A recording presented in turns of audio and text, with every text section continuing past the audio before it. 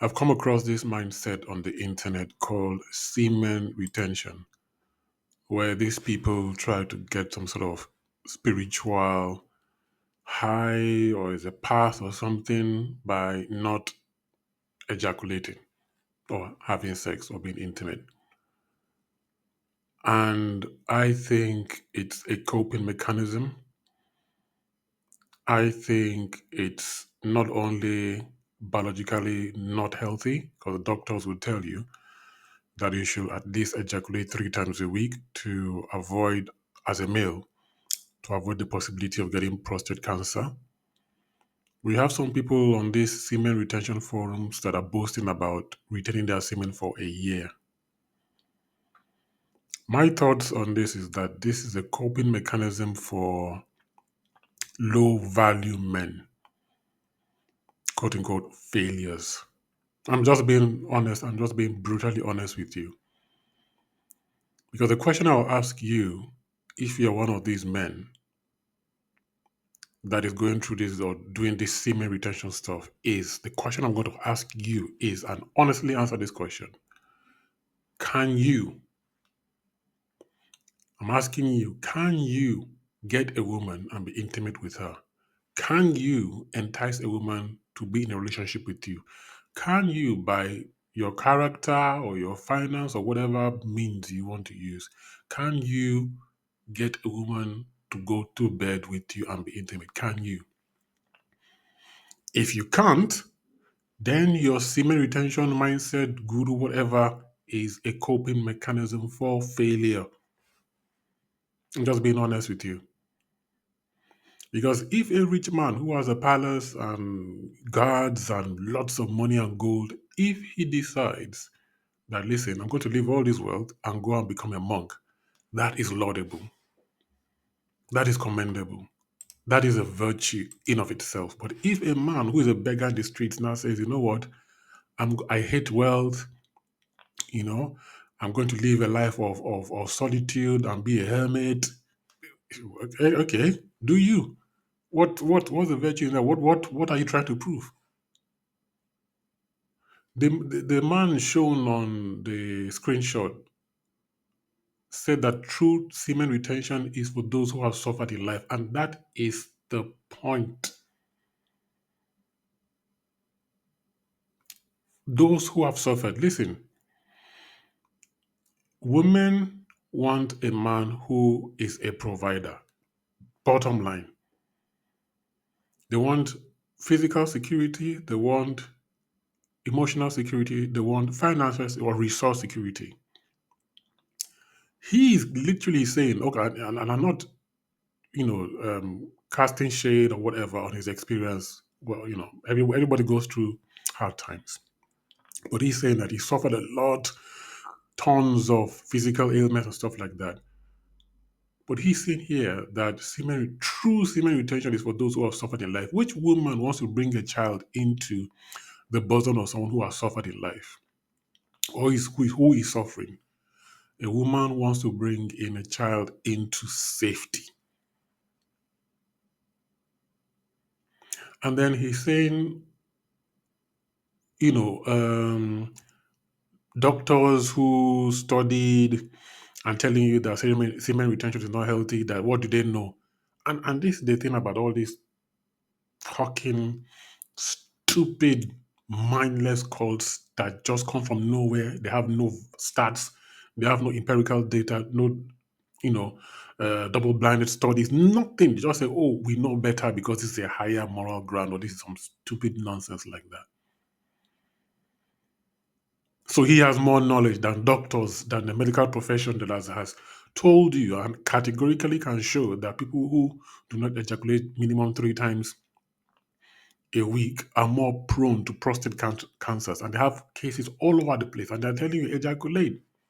It is not healthy to keep that fluid in there. Biologically, you are made, that you are given that urge so that the species can continue. Imagine a bear or a lion in the jungle not being able to have intimacy with what kind of bears, what kind of animals in the wild are not able to procreate? Is the low value animal. Imagine that animal now saying, "Oh, I'm going to go to some spiritual awakening and not." No, you can't. Bottom line, you can't. You are a low value male.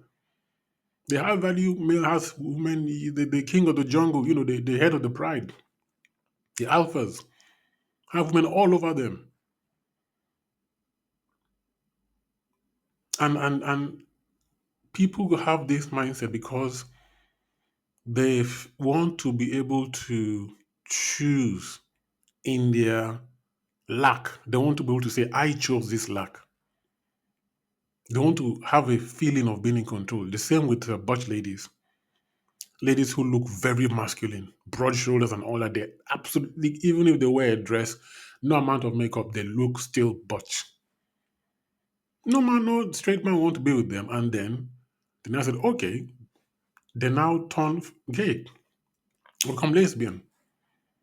Because in that way, they're giving themselves control over, their desire to be held, to be cuddled, to be intimate, to touch another human being. They say, okay, this is what I tag myself as. And maybe some of them are born that way, some of them become that way, whatever the case. You have a lot of these butch looking women who turn out to be gay. Because that's the only option they have, and that's the point. You are a semen retaining man, not because you really, really want to, but you can't. But because you cannot. You cannot. And what I'll say is the mindset of semen retention, meaning the drive or the goal of trying to control your physical urges, is good, is laudable in of itself. But there are other ways you can attain that. You can attain that through meditation or through some religious devotion, although those ones can be extreme, they have their own drawbacks. The medical profession uses drugs and chemicals to suppress emotion, but that also is not good because you deprive people of the ability to enjoy life.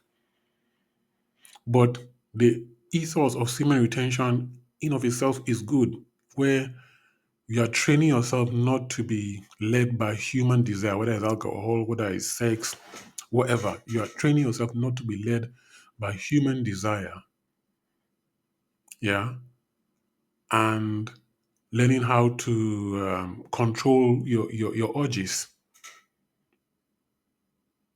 and learning how to be logical, not to be moved or swayed by emotion. It is good. It is good, but it is not a healthy way to do it. A healthy way to go about it will be, yes, you should have intimacy when you want with a decent, woman in a good, healthy relationship, whether it's a serious one or a casual one. You should be able to have and do that. If you want to abstain for some time, for some reasons, fine and good, do that. If you want to become a monk, fine and good, do that. But have a mindset where you are able to control your emotions and also have access to intimacy and be intimate with opposite sex when and how you want to.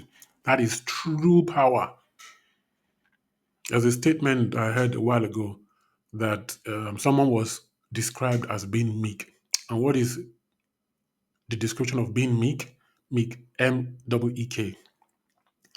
It means power under control, meaning just because you can doesn't mean you should. That is true power. That is meekness. That is humility. Is way different from you absolutely cannot. You cannot get laid even for whatever you do, you can't. And it's a problem because if you let this coping mechanism get ingrained into your head, you'll go through life thinking you're doing some super spiritual thing, not knowing that you're just burying your head in the sand and not focusing on what is keeping you as a low value man or woman. You need to stand up, find out what it is that is not enabling you to meet the opposite sex and be intimate with them. Get that sorted. Get to a point where you can be intimate if you want to, but you choose not to be intimate for your lifetime. It's up to you, or for some certain period of time. But even, again, it is not healthy because when you are intimate with someone, it releases oxytocin, all these chemicals and hormones that help you calm your nerves, and that's why they say that people who are in relationships live longer and are healthier.